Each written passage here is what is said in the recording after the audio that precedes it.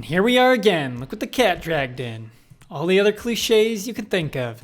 All right, so today we're gonna be doing like ... like Clockwork by Queens of the Stone Age. And I'm sure you guys are very excited. I've gotten 1.5 million comments about this. The only one I've gotten more comments about is I think In Rainbows by Radiohead, which will be the next video to come out. This is gonna be in 2 parts because it's 46 minutes and my camera only records for 20 minutes anyways. So I have to already make this in like 4 different chunks to do the whole video. It's a lot of work, so I'm gonna split things up a little bit. I'm not sure which song we'll stop on actually. Probably after song 5, it probably just makes sense. And I'm actually really excited about this one. I have heard one of the songs on here, which is I Sat by the Ocean, but I will listen to it again anyways. I am really excited about this album actually. People have said it's a little more reminiscent of Mosquito Song because it's softer than Songs for the Deaf, so we'll just have to see. Let's go. Keep your eyes peeled. Nice ambience.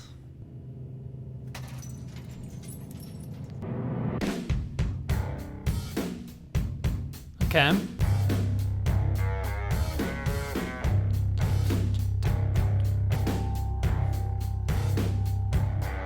It's really setting a nice atmosphere for the album already. I think you really know what you're getting into when you hear this.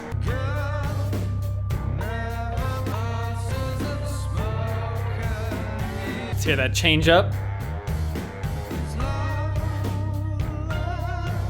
It's a nice song, but we're 1 minute 45 seconds in and no change up.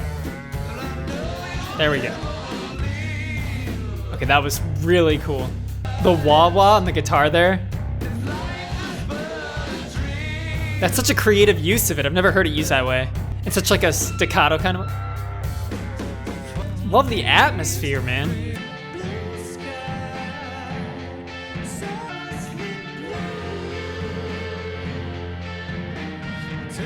That felt like a little daydream in the middle of a nightmare. Nice change up. Some energy in here. Catchy bass line. Ooh, nice chords. Oh, that's really nice.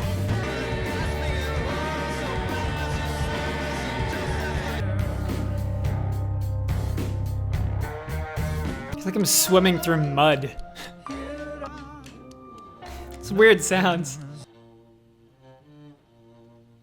That was a brilliant song. I definitely hear what you guys were saying about the combination of like Mosquito Song a little bit with the rock, because in the bridge section here I really heard that. Other places I didn't hear it as much, but in the bridge it really showed throughout their chord choices and the melody choices there. It was a great intro to the album. There were a lot of great details. I really liked the wah that came in during like kind of like the chorus change up. Just in general, I really like the atmosphere there. It's really nice. I'm really intrigued to see where they go from here. Obviously, the second song is the one I've heard, which I really enjoy. So the album starts off really strong. I wonder if it keeps it up the whole way. Let's see though. That lead is so smooth. I love it. I see why this song's so popular. I love this song.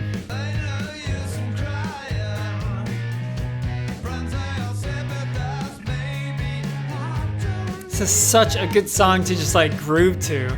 Despite it being one of the more straightforward songs I've heard from them, it's actually really complex still. Like the chords don't just constantly repeat the same 2 over and over again or anything.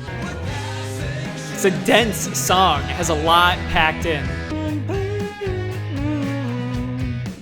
It's so catchy too. I love this song, man. I'd only heard this like once, but now I really love it. Nice outro.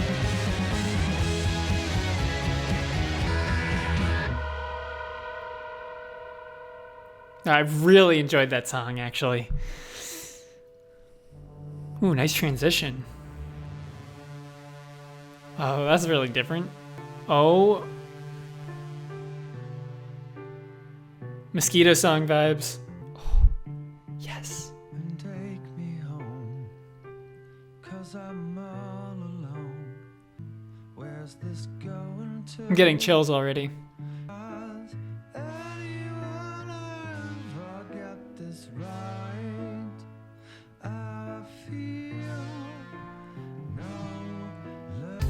This is beautiful. I'm gonna pause real quick. I am absolutely in love with this song, but I want to comment on this before I don't get the chance to later because I forget or something. This is one of the only times when I've been doing these reactions that the lyrics have actually stuck out to me. Part of it was because there was less going on at the beginning. It was really easy to focus on what the lyrics were saying. They really resonated. I really, really love what this song is doing with the lyrics, and I can't wait to see where it goes. I'm actually going to put it back a tiny bit here, and 3, 2, 1, let's go. Threw some swing in there.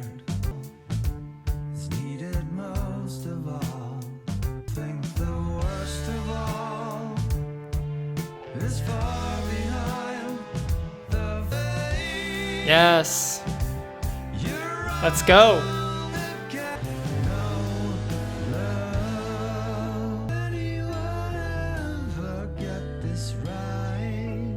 Probably not.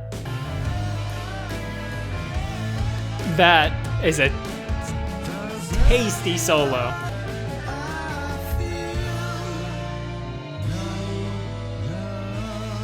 Wow, what a song, what a song. All right, that gets a round of applause there. Good job, Queens of the Stone Age. All right, let's pause this real quick. Wow, that was a great song. It has not topped Mosquito Song as my favorite, but that was definitely my favorite of these three so far, especially the intro. It was like chilling, especially just in contrast to the first two songs we had heard when he peeled back the layers and it was just this piano and him just being like so honest about where his mind is during this album. It like had such a stronger impact. Let's say that was like the first song in the album, would have been like, oh, that's a pretty good song, but there wouldn't have been the context. When you hear that after like the first two, which are like groovy and kind of, feel like something might be a little bit off, and then you just get to there and you're like, oh my God, this is him peeling back the surface just a little bit, and you get this like tiny peek into the misery. It's like, whoa. That was intense. I really loved that song. Now we're going to go on to If I Had a Tail.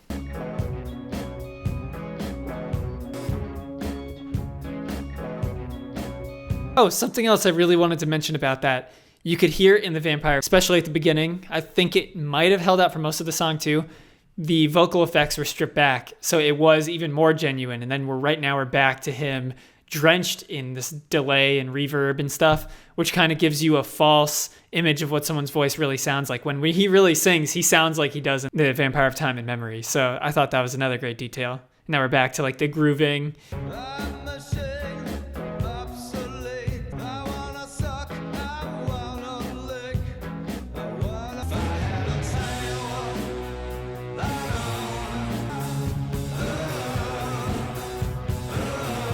All right.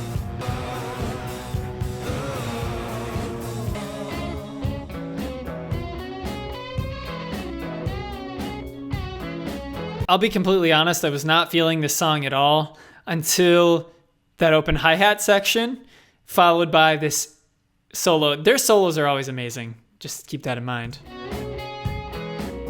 Yeah, I don't really love the melody in this song, I think. I feel like the song could be a bit shorter though.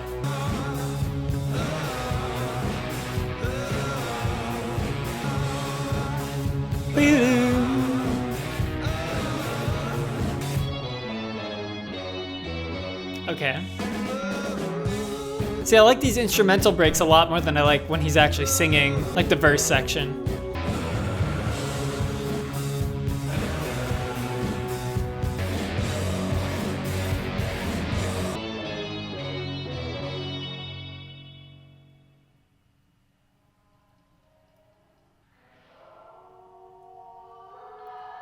I like this part. That is creepy.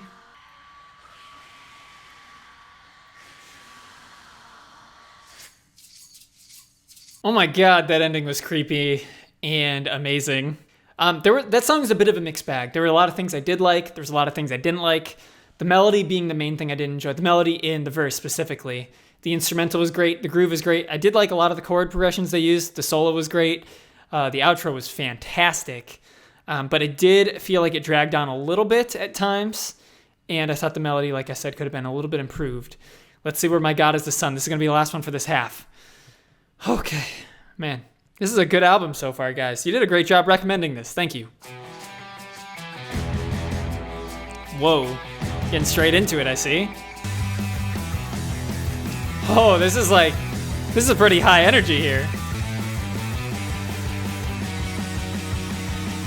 I'm assuming this is going to be the heaviest song on the album.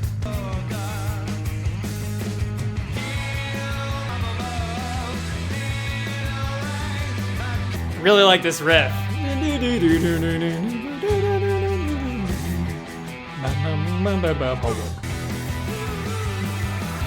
Nice! Let's bring that old school vibe.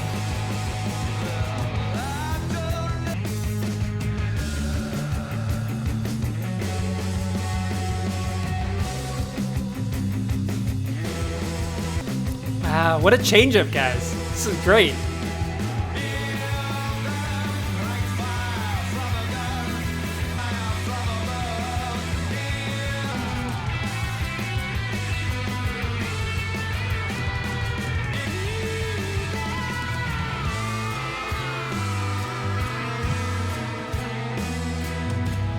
What a cool change up, yes!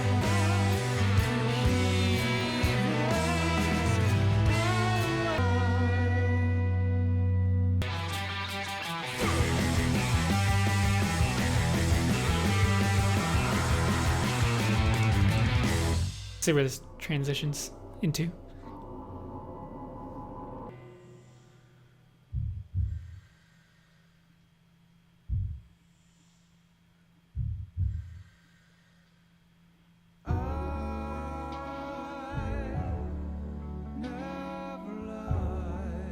What? Is this a ballad? I'm gonna have to save that one for next time, but I really wanted to keep it going just to hear the transition. That beginning actually started to give me chills again. I was getting creeped out. I love horror movies. I love scary things.